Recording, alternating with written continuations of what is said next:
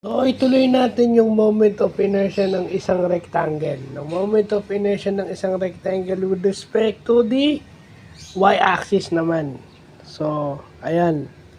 No, halos binaliktad lang pero divided by 12.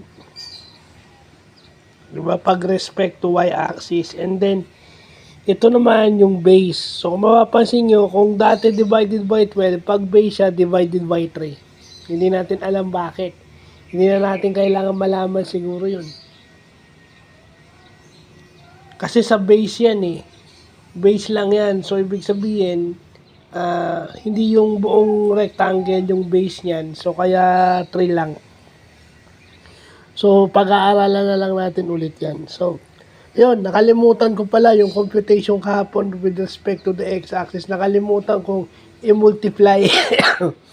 Kiniyub ko lang and then dinivide ko sa 12. Hindi. I-multiply doon sa kinube na number and then tsaka i-divide by 12. O yan, I stand corrected. So, yun.